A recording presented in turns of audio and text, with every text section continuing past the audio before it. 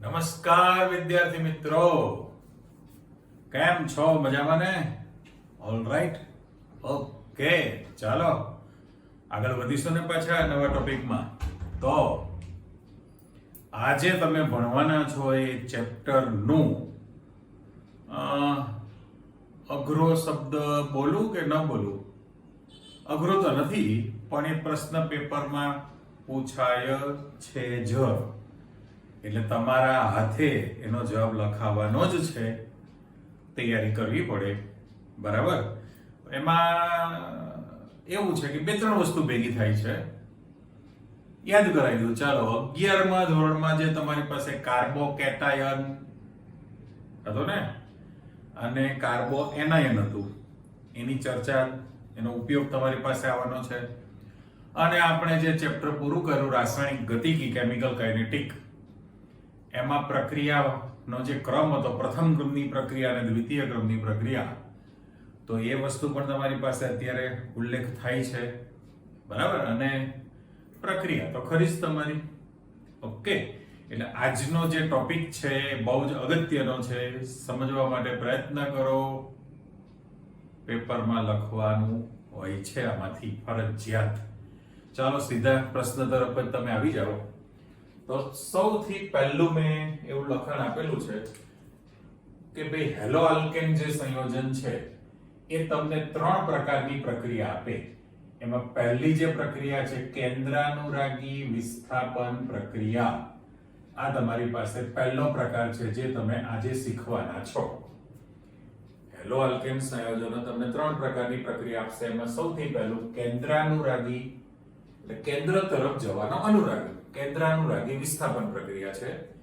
પછી તમારી પાસે જે બીજી જે પ્રક્રિયા આવવાની છે એનું નામ છે વિલોપન પ્રક્રિયા. વિલોપન એટલે તમને ખબર છે એલિમિનેશન, બરાબર? એલિમિનેશન રિએક્શન, વિલોપન. છાપામાં આત્મવિલોપન કરવાની ધમકી આપે, એટલે શરીરમાંથી આત્મા દૂર કરવો છે.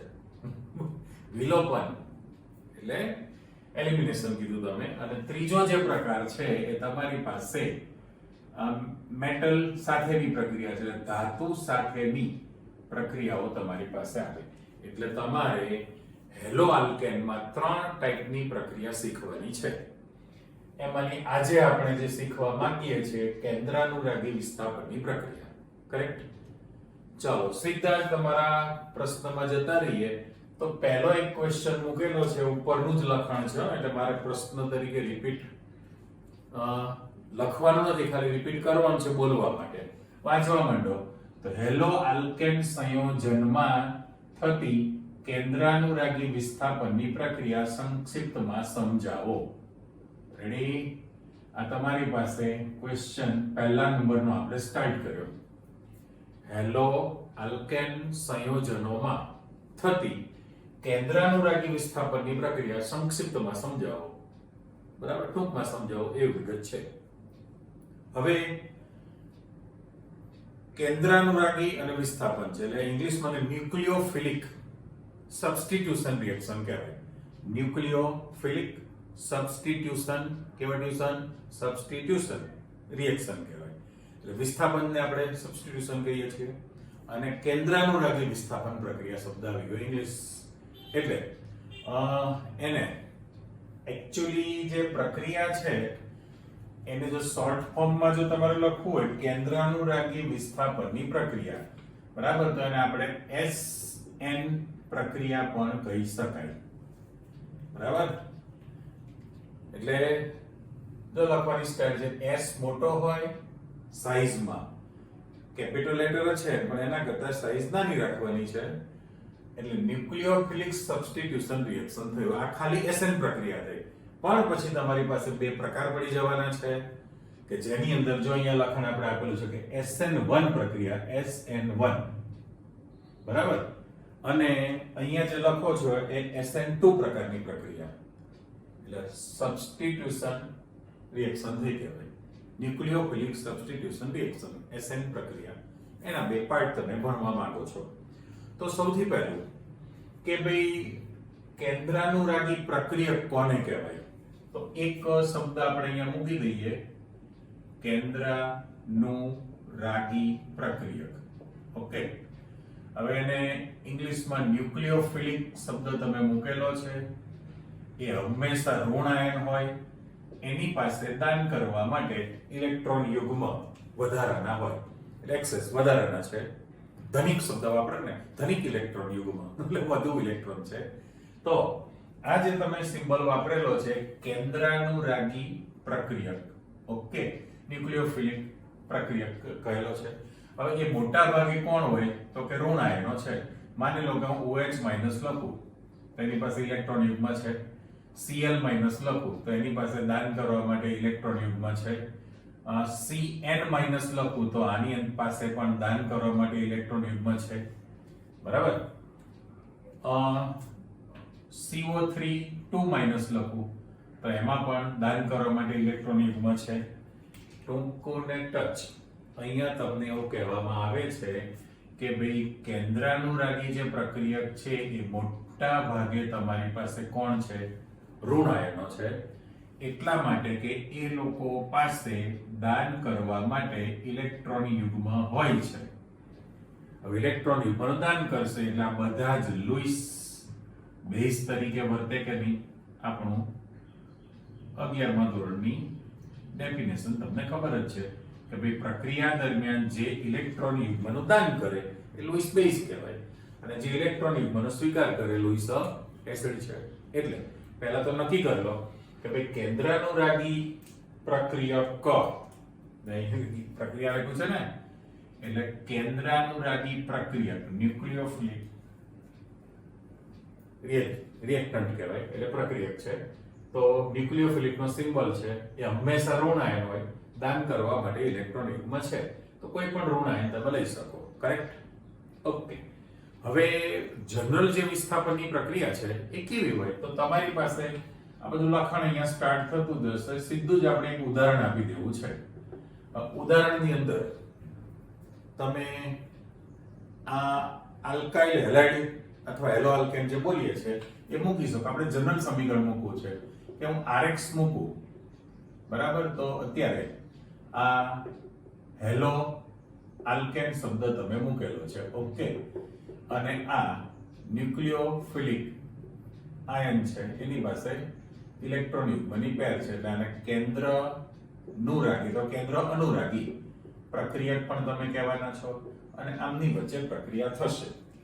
હવે આ પણ તો ખબર જ છે કે ભાઈ આ ડેલ્ટા માઇનસ છે ને plus delta minus delta charge છે, અને ન્યુક્લિયોફિલિક આયન છે.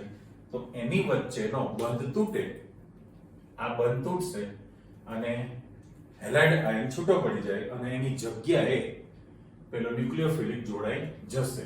એટલે મારે અહીંયા જે સમીકરણમાં લખવું છે તો RNU લખી નાખીએ છીએ આપણે, ઓકે, અને X માઈનસ જે છે એ તમારી પાસે ઇલેક્ટ્રોન યુગ્મ સાથે છૂટું પડી જશે.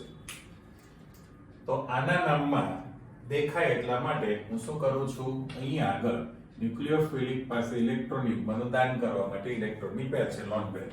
અહીંયા પણ ઇલેક્ટ્રોનની પેરને હું રાઉન્ડ મૂકી દઉં છું, ઓકે. પણ X માઈનસ છે દેખાય બ્લુ કલર મેં મૂકેલો છે.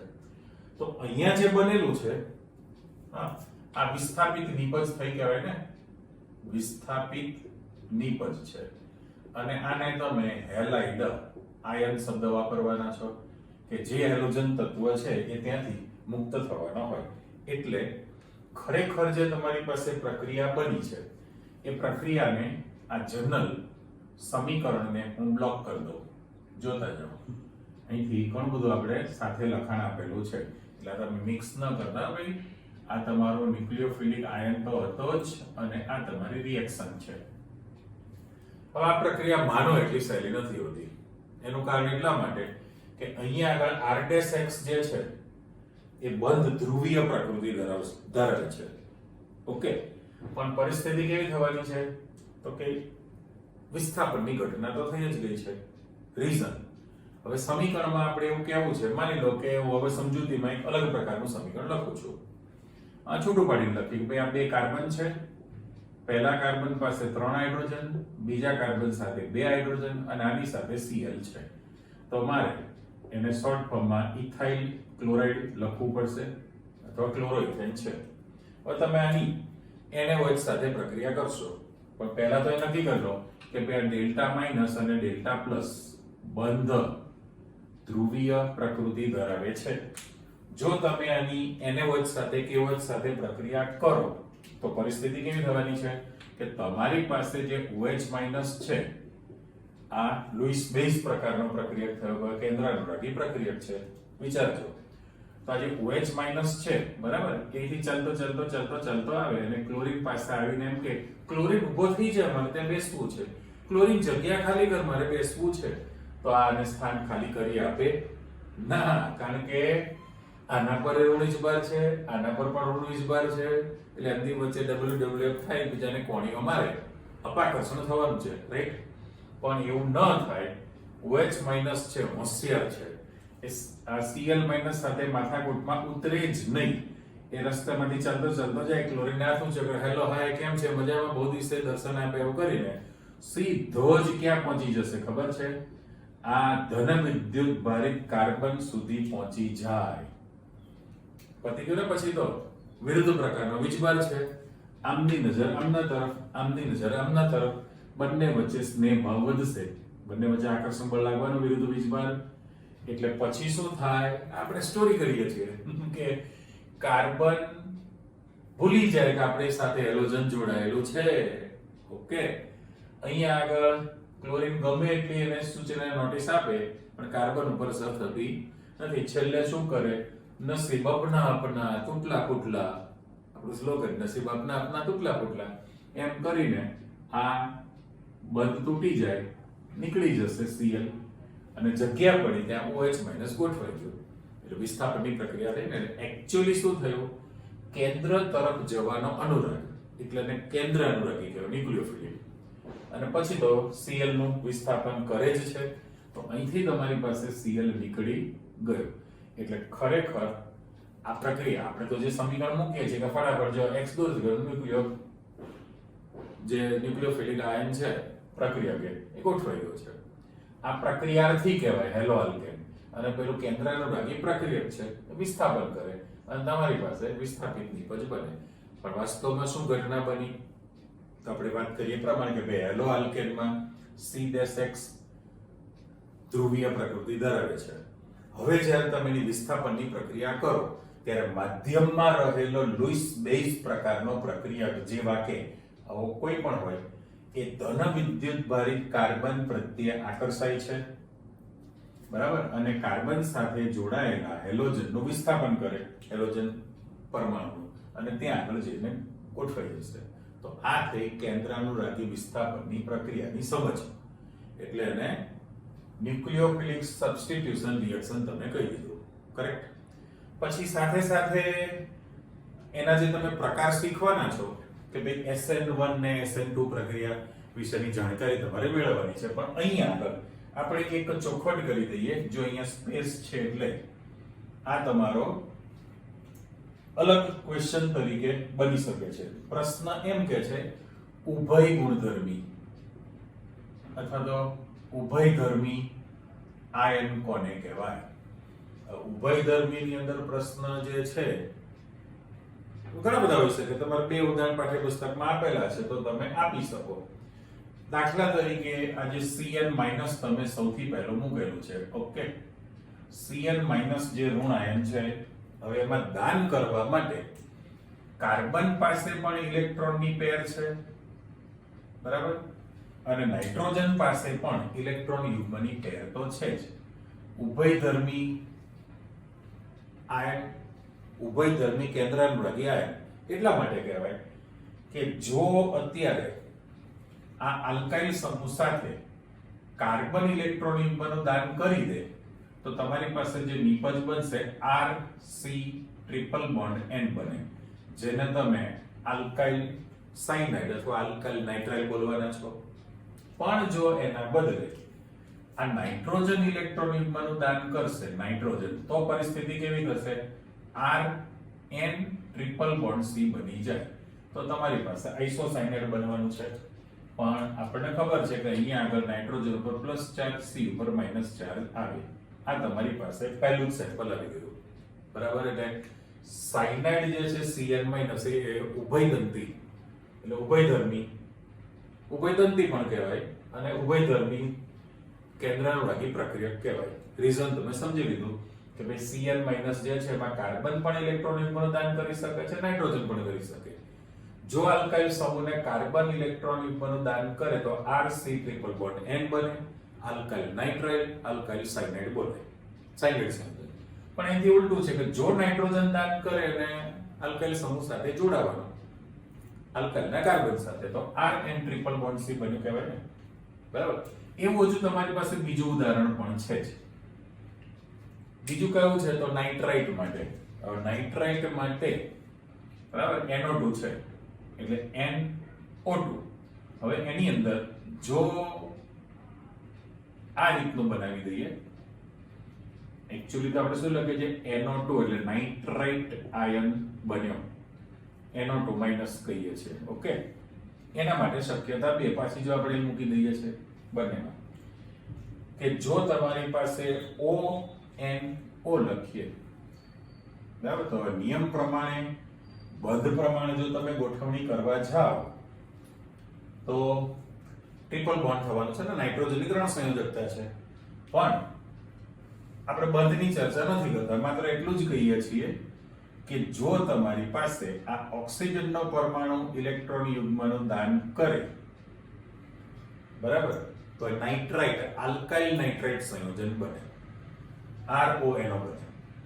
અને એના બદલે જો નાઇટ્રોજન પરમાણુ ઇલેક્ટ્રોન યુગ્મનું દાન કરશે, નાઇટ્રોજન જો દાન કરી શકે તો તમારી પાસે RNO2 બનવાનું છે ને, તો આને નાઇટ્રો સંયોજન થયું કહેવાય. બરાબર. જો નાઇટ્રોજન ઇલેક્ટ્રોન યુગ્મનું દાન કરે તો આલ્કાઇલ નાઇટ્રો સંયોજનો બને, અને જો ઓક્સિજન ઇલેક્ટ્રોન યુગ્મનું દાન કરે તો નાઇટ્રાઇટ સંયોજનો બનવાના છે. તો આને ઉભયદંતી કહેવાય, ઉભયધર્મી પણ કહી શકાય. આની ચર્ચા જે હતી કેન્દ્રાનુરાગી પ્રક્રિયક જનરલ હતું, સાથે સાથે એના તમારી પાસે બે પ્રકાર પણ પડી જશે. ઓકે, ચાલો સમજૂતી આવી ગઈ. હવે એના પછી તમે જશો તો પહેલી વિગત જે છે એમાં SN2 પ્રક્રિયા વિશે નોંધ લખો, પણ એને દ્વિઆણવીય કેન્દ્રાનુરાગી વિસ્થાપનની પ્રક્રિયા પણ કહી શકાય કે નહીં. એટલે પ્રશ્ન તરીકે તમને એમ પણ પૂછે કે દ્વિઆણવીય કેન્દ્રાનુરાગી વિસ્થાપન પ્રક્રિયા સમજાવો, અથવા તો તમને SN2 પ્રક્રિયા વિશે નોંધ લખો. બરાબર.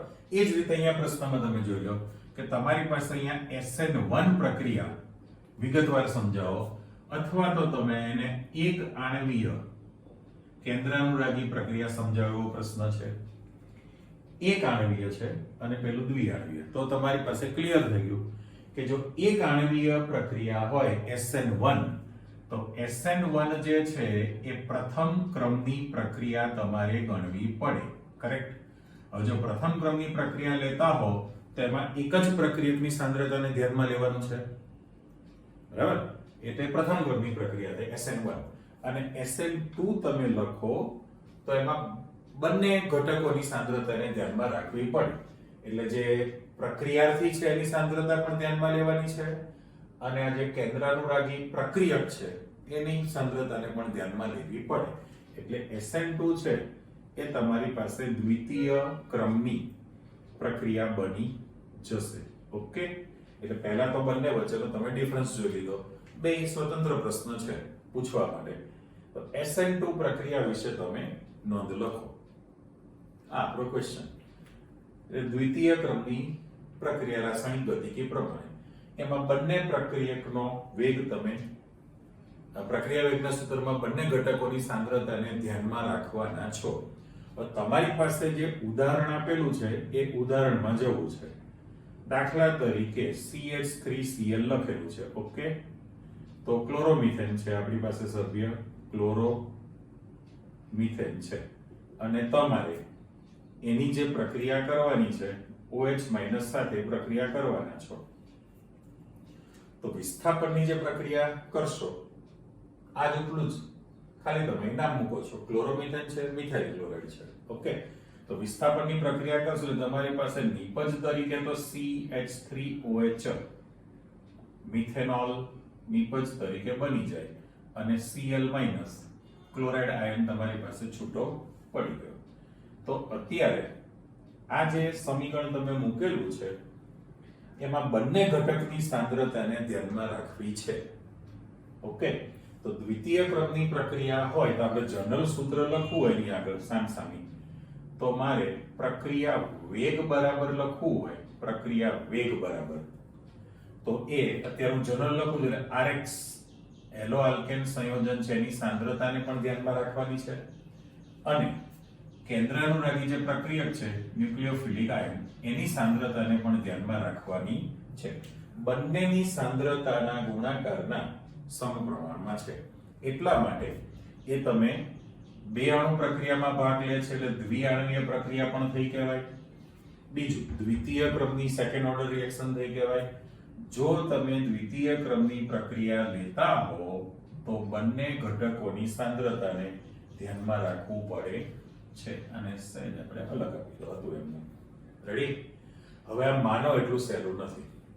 આમાં કેવું થાય પ્રક્રિયા? આ તો તમે સમજી લીધું કે ભાઈ ઇથાઇલ ક્લોરાઇડનું સેમ્પલ હતું કે ત્યાં આગળ પહોંચશે, પણ હવે જ્યારે તમે ક્લોરોમિથેન લેશો એક જ કાર્બન છે, એમાં સંકરણ sp3 પ્રકારનું થવાનું છે, બરાબર? ચારે ચાર સંયોજકતા પૂર્ણ છે, પણ જ્યારે OH- એની સાથે જોડાવાનો છે તો કેવી ટાઈપની ઘટના બને? તો એના માટે આપણી પાસે પાછળ આ બે ટોપિક પૂરા થયા પછી પ્રકાશ ક્રિયાશીલતાની ઘણી ડિટેલ આપેલી છે.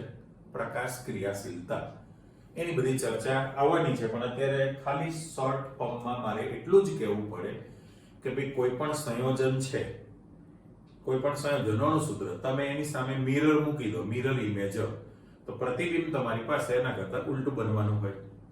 ઓકે, એ તો ડિટેલ હું સમજાવીશ પ્રકાશ ક્રિયાશીલતા વખતે, પણ અત્યારે પરિસ્થિતિ કેવી થાય તમારી બુક જે છે એની અંદર આને આપણે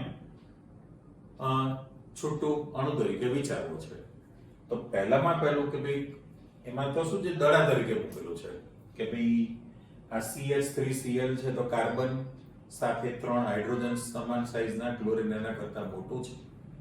પણ હવે આ જે ચિત્ર મૂકેલું છે ને જરા જુદી રીતે મૂકું છું કે ભાઈ જો આ Cl મૂકેલું છે, અહીંયા એની સાથે તમારી પાસે આ તૂટક લાઈનમાં H મૂકીએ છીએ, આ તમારી પાસે આ સિસ્ટમ છે આખી દર્શાવવા માટેની, આ એક H છે અને એક H છે, એટલે CH3Cl ક્લોરોમિથેન જે તમે મૂકેલું છે એ ક્લોરોમિથેનમાં ડેલ્ટા માઇનસ અને ડેલ્ટા પ્લસ તમારી પાસે C' બંધ ધ્રુવીય પ્રકૃતિ ધરાવે છે. પેલું ઉપર જે જનરલ સૂત્ર લખેલું છે એને આપણે હવે સ્ટ્રક્ચરમાં સમજીએ છીએ.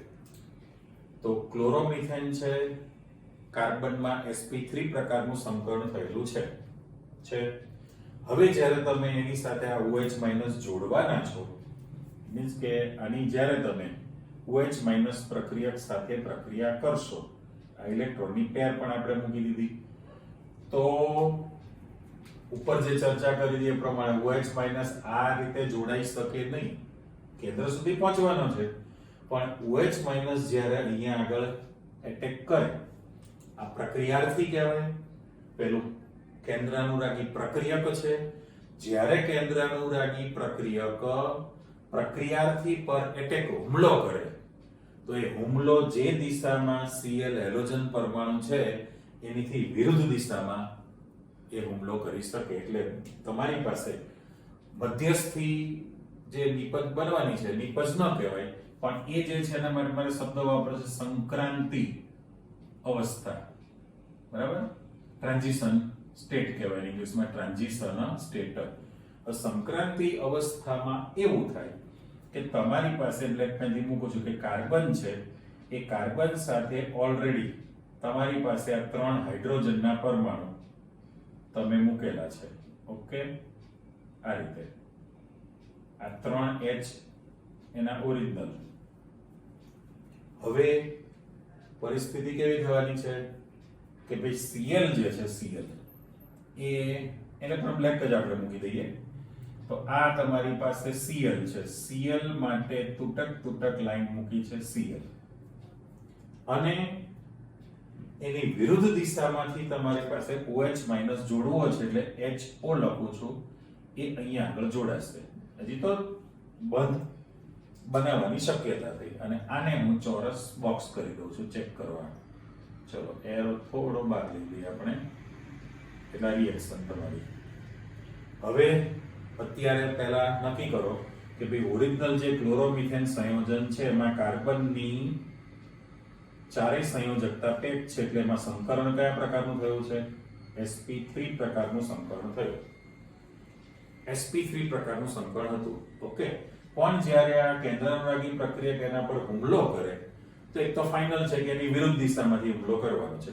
તો અત્યારે તમારી પાસે આ જે Cl છે આના પર ડેલ્ટા માઈનસ લખાશે અને OH માઈનસ છે ત્યાં પણ મારે ડેલ્ટા માઈનસ તો લખવાનું છે ને. પણ આ જૂનો બંધ તૂટવાની અણી પર હોય, યાદ કરો સંક્રાંતિ અવસ્થા કોને કહેવાય? જૂનો બંધ તૂટવાની અણી પર હોય અને નવો બંધ રચાવાની શરૂઆત હોય, એ વચગાળાની અવસ્થા. વચગાળાની અવસ્થા છે.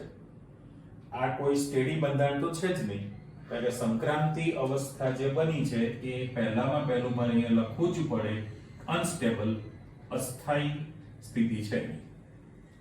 એટલે બંને ઘટના સાથે થશે કે અહીંયા આગળ C-X એટલે અહીંયા ક્લોરીન છે તો C-Cl વચ્ચેનો બંધ નિર્બળ બનવાનો છે.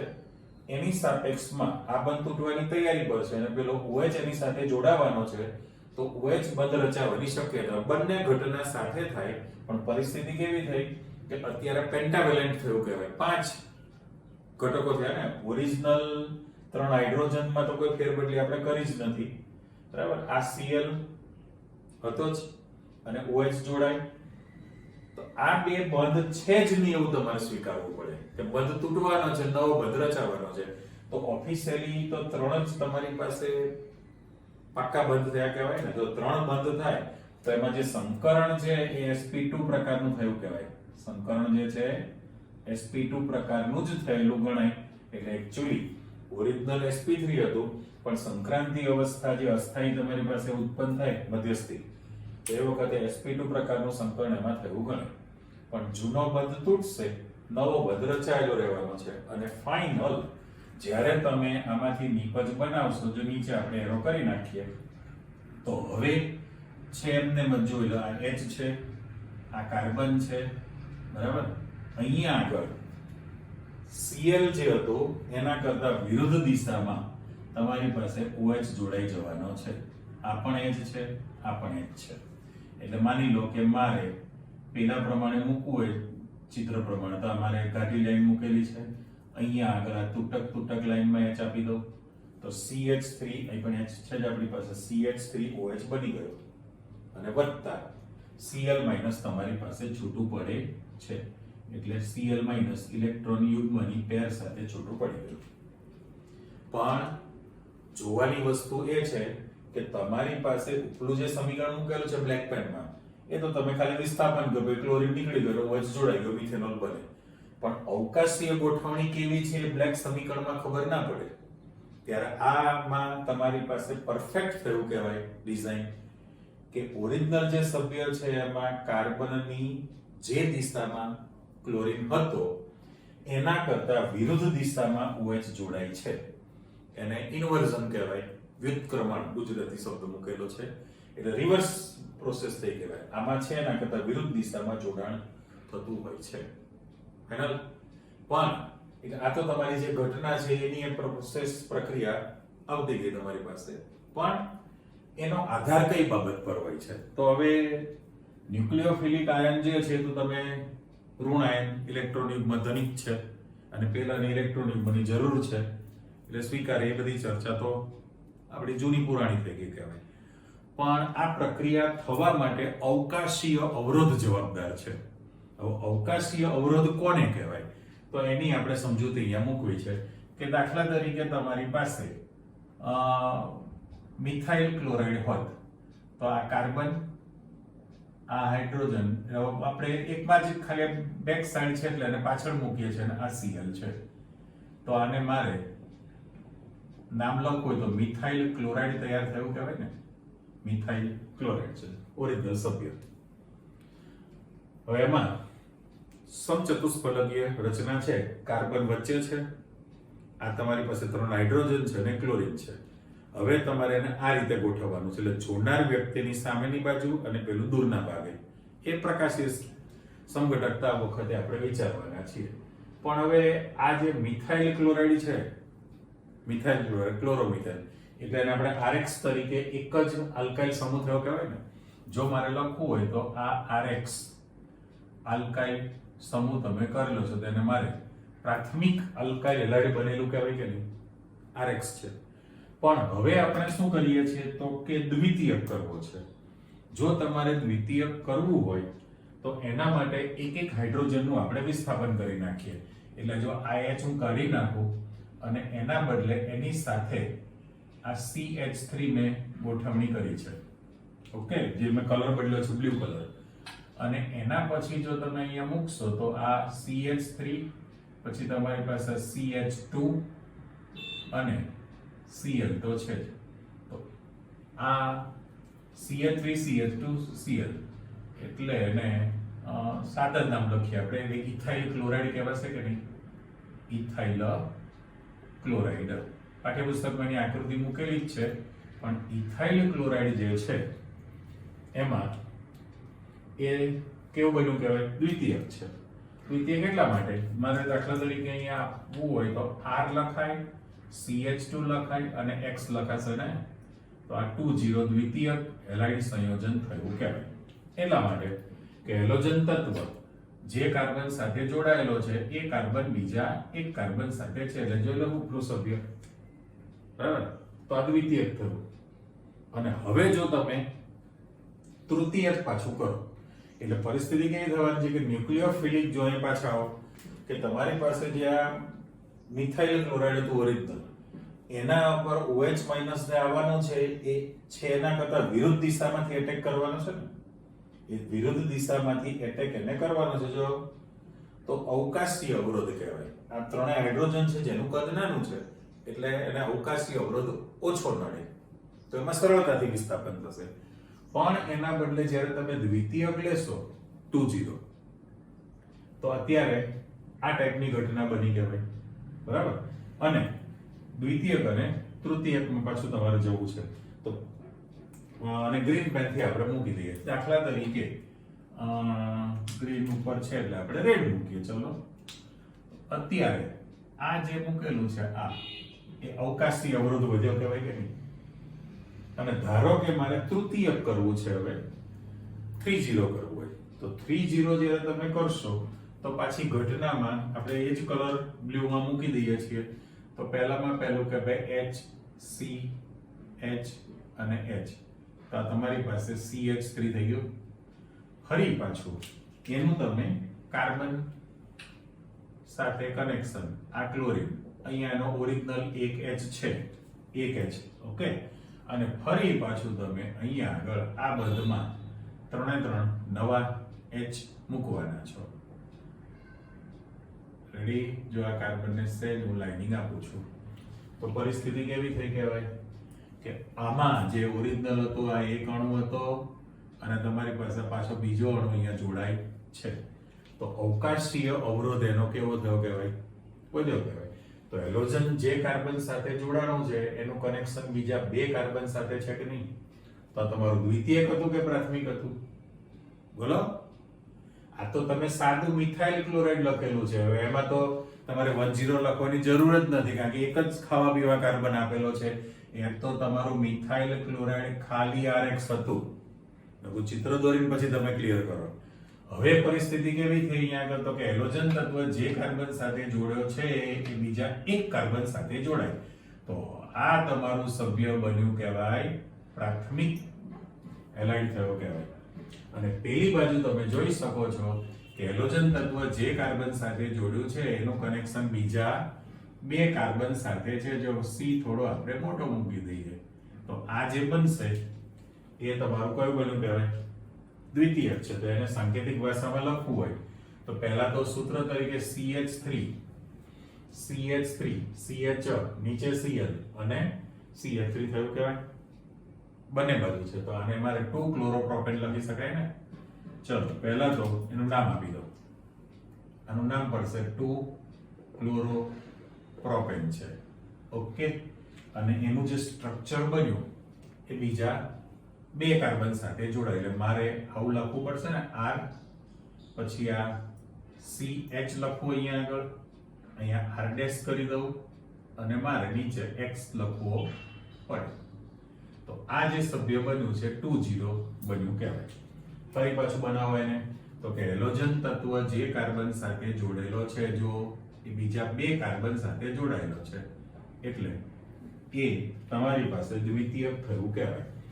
તો પછી અહીંયા આગળ જે અવકાશીય અવરોધ તમને મળવાનો છે દ્વિતીયક માટે, તો પછી તૃતીયકમાં જાવ તો એના કરતા પણ અવકાશીય અવરોધ વધુ થવાનો છે.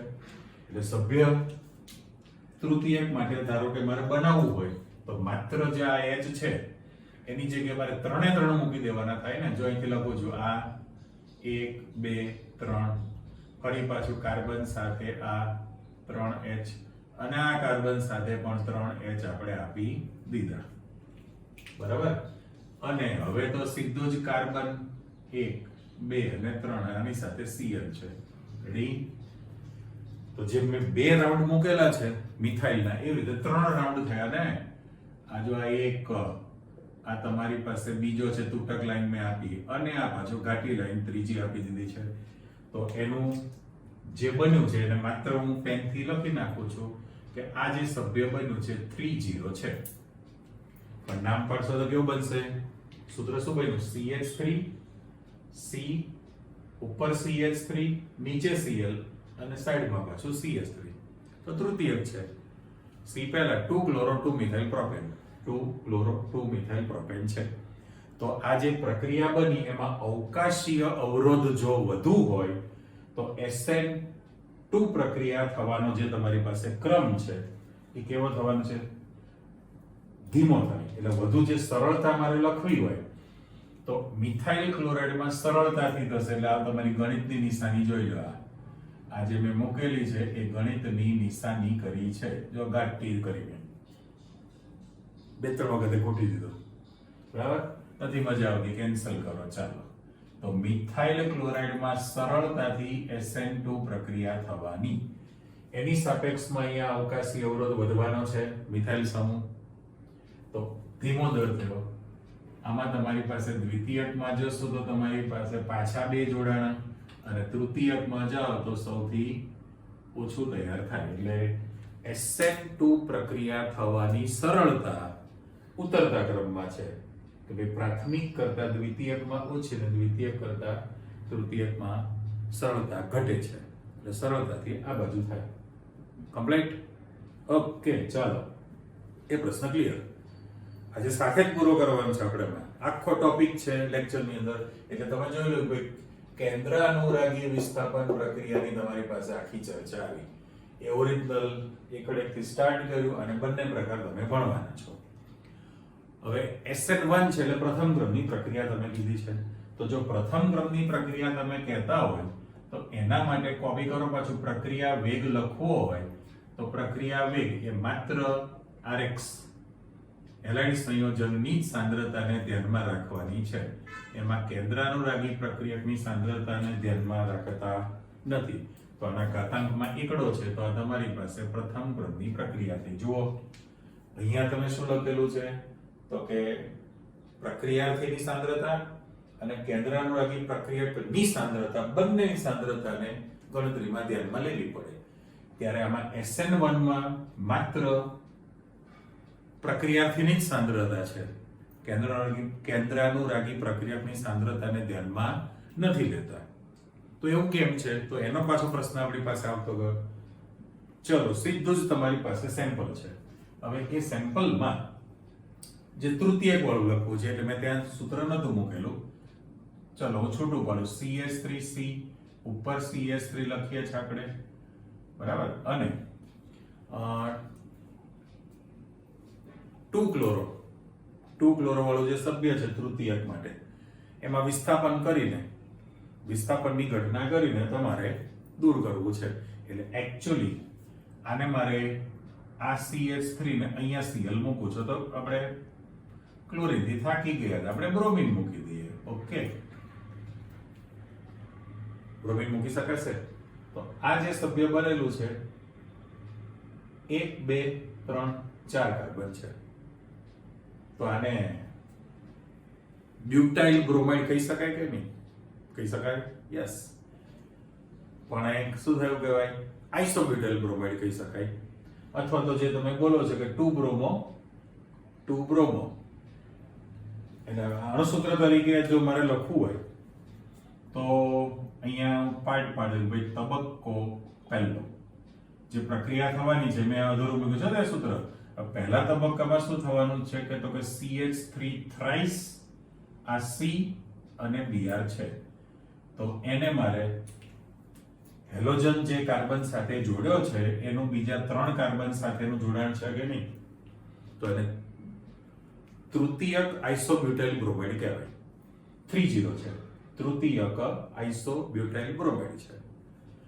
એટલે આ જે સભ્ય બન્યું છે પ્રક્રિયા આપણે આજે લેવાની છે પ્રક્રિયક સાથે, પણ એમાં 2 તબક્કા થવાના. પહેલા તબક્કામાં શું થાય તો કે આ C'(X) વચ્ચેનો બંધ તૂટે, પણ એ બંધ તૂટે એ પ્રક્રિયા પ્રતિવર્તી છે, એટલે આ તબક્કો નંબર 1 છે.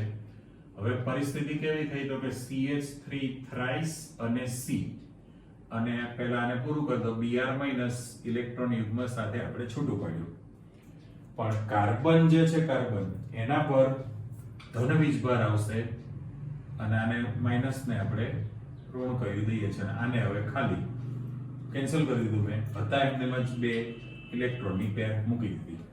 તો નામકરણ કરવું હોય તો આ કાર્બોકેટાયન થયું ને, આ જે બનશે એનું નામ થયું તમારી પાસે કાર્બોકેટાયન ધન આયન છે, અને આ સાદું છે એટલે મારે બ્રોમાઇડ આયન શબ્દ લખવો પડે. કારણ કે જો કાર્બન જે છે આપણે રેડ પેનથી તૂટક લાઈન આપી દઈએ છીએ. ઓરિજિનલ જે સભ્ય છે, ઓરિજિનલ સભ્ય એ તૃતીયક બ્યુટાઇલ બ્રોમાઇડ કહેવાય ને. લખું છે ને, લખી દઈએ ચાલો. તૃતીયક બ્યુટાઇલ બ્રોમાઇડ. ચલો મેં આટલું બધું બોર્ડમાં લખાણ આપી દીધું છે. હવે પરિસ્થિતિ કેવી થવાની કે ભાઈ કાર્બન છે, કાર્બન એમાં 4 સંયોજકતા પેક છે એટલે અષ્ટક પૂર્ણ છે, સંકર્ણ sp3 થવાનું છે. ઓકે, પણ જો આની વચ્ચેનો બોન્ડ તૂટે તો C'(X) જે બંધ છે આ ડેલ્ટા માઇનસ અને ડેલ્ટા પ્લસ તો છે જ ને, ધ્રુવીય પ્રકૃતિ. વિષમ વિભાજન થવાનું બોન્ડનું, બંધ તૂટે તો બંધનું સહસંયોજક બંધનું ઇલેક્ટ્રોન યુગ્મ બ્રોમિન પરમાણુ લઈ જશે. પણ હવે કાર્બન પાસે બાહ્યતમ કક્ષામાં 6 જ ઇલેક્ટ્રોન છે. જો 6 ઇલેક્ટ્રોન હોય તો એના પર ધન વીજભાર આવી જાય, જેને તમે કાર્બોકેટાયન બોલો છો, રાઈટ? પણ હવે જે પહેલો તબક્કો જે તમે બનાવેલો છે એ જે પહેલો તબક્કો છે એ તો પ્રતિવર્તી છે અને ધીમી પ્રક્રિયા છે. શબ્દ કયો કીધો?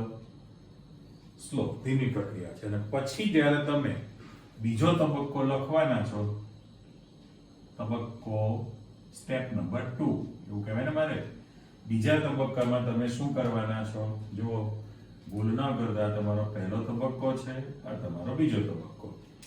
હવે છે એમને જ CH3 થ્રાઇસ C અને વત્તા OH માઇનસ છે, એટલે કલર આના પર ધન વીજભાર છે. OH માઇનસ જે છે એની પાસે દાન કરવા માટે ઇલેક્ટ્રોન યુગ્મની પેર પણ છે. વિસ્થાપનની જો પ્રક્રિયા થઈ જાય તો આપણે જાણીએ છીએ કે શું OH માઇનસ ને ઇલેક્ટ્રોન યુગ્મનું દાન કરવું છે. આને ઇલેક્ટ્રોન યુગ્મની જરૂર છે કારણ કે 6 જ છે. જો એ જોડાઈ જાય તો તમારી પાસે જે ફાઇનલ સભ્ય બનશે CH3 થ્રાઇસ C અને OH, તો એને તૃતીયક બ્યુટાઇલ આલ્કોહોલ થઈ ગયું કહેવાય કે નહીં? નામ તમારી પાસે શું બનવાનું છે? અહીંયા જે તમે બ્રોમાઇડ શબ્દ લખેલો છે એની બદલે અહીંયા મેં ખાલી લીટી જ પાડી છે, મારે જગ્યાનો ઉપયોગ કરવો છે હજુ. તો એ તૃતીયક બ્યુટાઇલ આલ્કોહોલ બન્યું કહેવાય. અથવા તો જે સાદું નામ પાડીએ છીએ આપણે, સાદા નંબર તમારે જવું હોય તો મારે ગમે ત્યાંથી નંબર પાડવાનો છે ને, એટલે 1 2 અને 3 મેં આપી દીધું.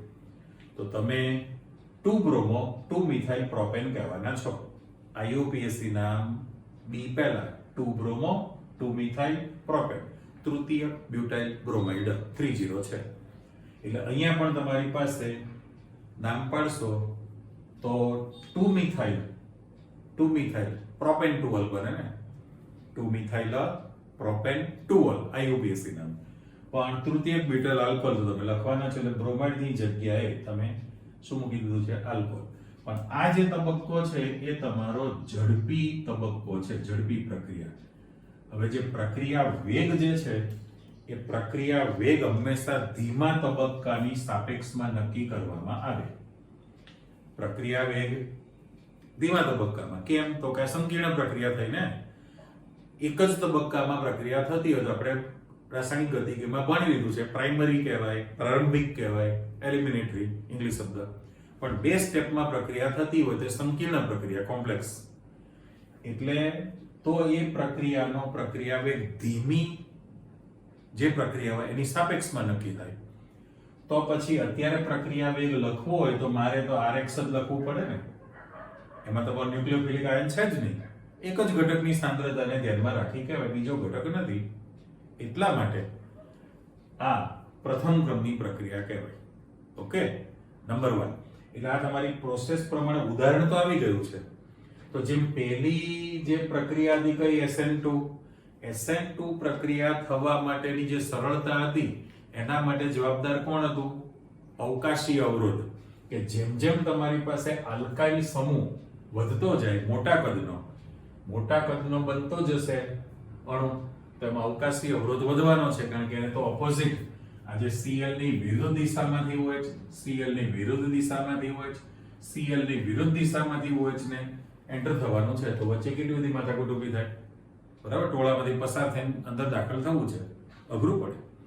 તો પછી આમાં આ પ્રક્રિયા માટેની સરળતા શેના પર આધાર રાખે? તો કે કાર્બોકેટાયનની સ્થિરતા પર. હવે કાર્બોકેટાયન છે, આ કાર્બોકેટાયન એની સ્થિરતા પર આધાર રાખે.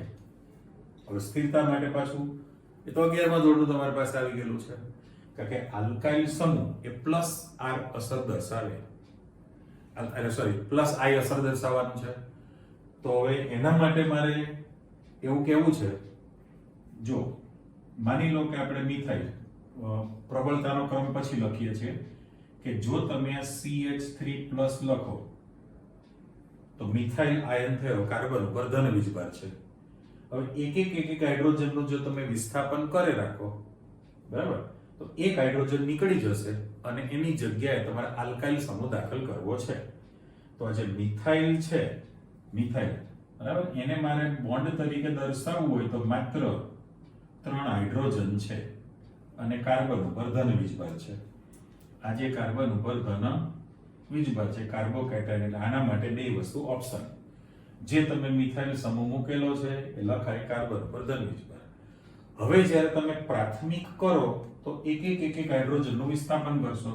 એટલે માની લો કે આ એક H, C અને H, હું કલર બદલું છું, એક હાઇડ્રોજનનું વિસ્થાપન કરીને તમે એક R તમે લગાડવાના છો. ઓકે, તો 11મા ધોરણનું યાદ કરીએ છીએ, આના પર તો ધન વીજભાર છે જ તે. તો આ જે બન્યો એ તમારી પાસે પ્રાથમિક બને ને, આ મિથાઇલ હતો, ખાલી મિથાઇલ છે, અને આ પ્રાથમિક કાર્બોકેટાયન બન્યો કહેવાય. હજુ પહેલાને કામ પૂરું કરી નાખે, દ્વિતીયક અને તૃતીયક કેવી રીતના બને? એક R હતો, બીજો R' તમે જોડવાના છો, અને અહીંયા ત્રીજા માટે R, આ R' અને અહીંયા R ડબલ ડેશ કરી દો. 3 આલ્કાઇલ સમૂહ તમે જોડી દીધેલા છે, પ્રાથમિક, દ્વિતીયક, તૃતીયક. ચલો, તો મારી પાસે અહીંયા આગળ કાર્બન અને એક હાઇડ્રોજન વધે, અને આ કાર્બન એની પાસે એક પણ હાઇડ્રોજન વધતો નથી, પણ હતો એમને જ મારે ધન વીજભાર કાર્બોકેટાયન પર મૂકી દેવાનો છે, ધન વીજભાર. રેડી?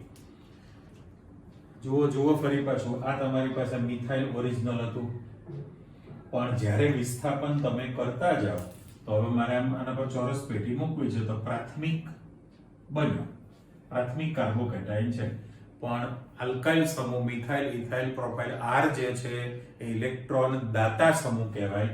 એટલે પોતાના ઇલેક્ટ્રોનને કાર્બન તરફ દાન કરે, પસાર કરે. ઓકે, તો કાર્બન ઉપર ધન વીજભાર હતો. ઓરિજિનલ શું છે? આ ધન વીજભાર જોઈ લો. ધન વીજભાર હોય એટલે અસ્થાયી છે. આપણે તો 11th માં કહેતા મુક્ત મૂલક, ફ્રી રેડિકલ, કાર્બોકેટાયન, કાર્બોએનાયન, આ બધા જ ક્ષણિક આયુષ્ય ધરાવે અને અસ્થાયી છે. અસ્થાયી માટે જવાબદાર કોણ છે? કાર્બન પરનો ધન વીજભાર. એટલે ધન વીજભાર વધુ છે, અસ્થાયી છે. ઓકે, પણ જ્યારે એક આલ્કાઇલ સમૂહ જોડાય તો એ પોતાના ઇલેક્ટ્રોનને કાર્બન પર પસાર કરે, મીન્સ કે દાન કરે છે. તો કાર્બન પરનો જે ધન વીજભાર છે, ધન વીજભારમાં ઘટાડો થાય કે નહીં? યસ, તો સ્થિરતા વધે. સેમ કોપી, એક આર હતો, બીજો આર તમે દાખલ કરો તો ઇલેક્ટ્રોન દાન કરશે. જો આપણે કલર અંદર તરફ એરો મૂકેલો છે, તો કાર્બન પરનો ધન વીજભાર ઘટશે, સ્થિરતા વધશે. અને પછી તો મારે કહેવાનું જ નથી કે ત્રણે ત્રણ તમે આર આલ્કાઇલ જોડો તો એ પોતાના ઇલેક્ટ્રોનને પસાર કરે, તો ધન વીજભાર એના કરતા પણ ઘટવાનો છે. તો ફાઇનલ થયું કહેવાય કે ભાઈ પ્રાથમિક કરતા દ્વિતીયકની સ્થિરતા વધુ હોય, તૃતીયકની એના કરતા વધુ છે, તો તમારી પાસે ક્રમ આવી ગયો કહેવાય. એટલે આ જે પ્રક્રિયા થવા માટે SN1 પ્રક્રિયામાં કાર્બોકેટાયનની સ્થિરતાને જવાબદાર ગણાય. તો પછી પ્રાથમિક, દ્વિતીયક અને તૃતીયક, આપણે નંબર પાછો લખવા રહી ગયો છે કે આ જે બનશે દ્વિતીયક છે અને આ છે તમારી પાસે તૃતીયક છે. રેડી?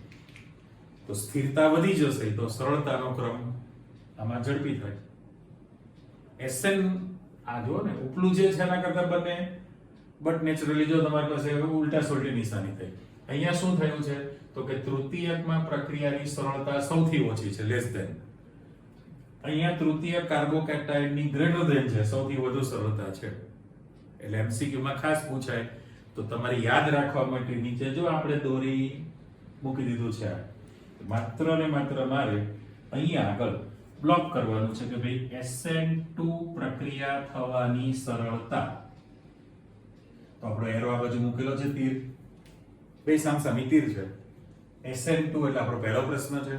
તો SN2 માં સરળતા શેમાં સૌથી વધુ થાય? જોઈ લો, મિથાઇલ ક્લોરાઇડમાં સૌથી વધુ છે સરળતા. એના કરતા પ્રાથમિક, દ્વિતીયક અને તૃતીયક, તો ઉતરતો ક્રમ હતો. બરાબર? અને SN1 તમે તાજો પ્રશ્ન પૂરો કર્યો હમણાં જ, તો એની અંદર તૃતીયકમાં ઝડપી થવાની સ્થિરતા વધી ગઈ છે માટે. તો જો એનો ક્રમ SN1 ને મારે અહીંયા લખવું છે પાછું. ઓકે, તો આ SN1 જે છે એની સરળતાનો ક્રમ તૃતીયકમાં સરળતાથી થાય છે, એના કરતા દ્વિતીયક, એના કરતા પ્રાથમિક, ને છેલ્લે RX મિથાઇલ હેલાઇડ તરીકે લખીએ છીએ. એટલે તમે આખો ટોપિક જે શીખ્યા છો આજની તારીખે એ કેન્દ્રાનુરાગી વિસ્થાપનની પ્રક્રિયા, એટલે તમે આજે હેલો આલ્કેનની જે પ્રક્રિયા છે એમાં કેન્દ્રાનુરાગી વિસ્થાપનની પ્રક્રિયાની બધી જ જાણકારી મેળવી લીધી. જોઈ લો, પ્રશ્ન તરીકે સંક્ષિપ્તમાં માહિતી હતી, સાથે સાથે કેન્દ્રાનુરાગીમાં ઉભયદંતી અથવા ઉભયધર્મી કેન્દ્રાનુરાગી પ્રક્રિયા કોને કહેવાય એ પણ ચર્ચા તમારી પાસે આવી ગઈ. બરાબર? બંનેમાં. પછી વાત આવી SN2, એ થોડી સરળ હતી પણ એમાં વ્યુત્ક્રમણ, ઇન્વર્ઝન કહેવાય. ઓરિજિનલ જે હોય જે દિશામાં એના કરતા વિરુદ્ધ દિશામાં કેન્દ્રાનુરાગી પ્રક્રિયા જોડાવાનો છે, એ મૂળ મુદ્દો. અને અવકાશી અવરોધ જવાબદાર છે. અને SN1 પ્રક્રિયામાં માત્ર ધીમી પ્રક્રિયાની સાપેક્ષમાં જ પ્રક્રિયા વેગ નક્કી થાય, એમાં બીજો ઘટક છે જ નહીં. એટલે પ્રથમ ક્રમની પ્રક્રિયા થઈ કહેવાય. 2 તબક્કામાં થઈ છે, પણ એમાં પ્રક્રિયા થવા માટે કાર્બોકેટાયનની સ્થિરતા જેમ વધુ હોય એમ પ્રક્રિયા ઝડપી થાય છે. એટલે તમે આખો જે ટોપિક છે એ ડિટેલમાં શીખી લીધો છે. અને આ જ વસ્તુ આજે હાલ તમે મૂકેલું છે કે પાઠ્યપુસ્તકમાં તમને સંસ્પંદન સ્વરૂપ હોય, રેઝોનન્સ, તો એલાઇલિક સ્ટ્રક્ચર આપેલું છે ટેક્સ્ટબુકની અંદર. એલાઇલિકમાં સંસ્પંદન સ્વરૂપ હોય અને બેન્ઝાઇલિક જે છે એમાં પણ સંસ્પંદન સ્વરૂપ છે. યાદ કરો એલાઇલિક કોને કહેવાય? તો કે C ડબલ બોન્ડ C દ્વિબંધ ધરાવતા કાર્બન પછીના તરત કાર્બન સાથે હેલોજન જોડાયેલું હોય તો આપણે એલાઇલિક હેલાઇડ કીધેલો છે. અને બેન્ઝાઇલિક હેલાઇડ ની અંદર એ જ વસ્તુ, બેન્ઝીનમાં એકાંતરે 3 દ્વિબંધ છે, તો દ્વિબંધ ધરાવતા કાર્બન પછીનો જે કાર્બન હોય એની સાથે હેલોજન હોય તો એમાં પણ સંસ્પંદન સ્વરૂપ થવાનું છે ને, કારણ કે દ્વિબંધ સતત ફરતો રહે રિંગની અંદર, એટલે એના કારણે ધન વીજભાર બદલાવાનો છે. તો સંસ્પંદન સ્વરૂપ જો થતું હોય તો એમાં પણ પ્રક્રિયાની આ જે પ્રક્રિયા થવાની છે એની સરળતા કોના માટે? SN1 પ્રક્રિયાની સરળતા માટે જવાબદાર સંસ્પંદન સ્વરૂપ પણ હોય છે, એની પણ તમને ચર્ચા આપેલી છે. તો એલાઇલિક કરતા બેન્ઝાઇલિકમાં પ્રક્રિયા ઝડપી થાય, એલાઇલિક કરતા બેન્ઝાઇલિકમાં પ્રક્રિયા વેગ ઝડપી રહેવાનો છે, એ પણ તમારી પાસે ચર્ચા છે આખી. એટલે ટૂંકમાં આજની તારીખે તમે જે શીખ્યા છો એ સરસ મજાનું તૈયાર કરો અને નેક્સ્ટ લેક્ચરમાં તમારી પાસે બધી જ પ્રકાશ ક્રિયાશીલતા નવો ટોપિક આપણે સ્ટાર્ટ કરશું. એકથી જ તમારા માટે પહેલા ચિત્રથી શરૂ કરીને તૈયાર કરવાનું છે, એનો પણ ભવિષ્યમાં ઉપયોગ આવશે. ઓકે, મળીએ પાછા. બાય, આવજો.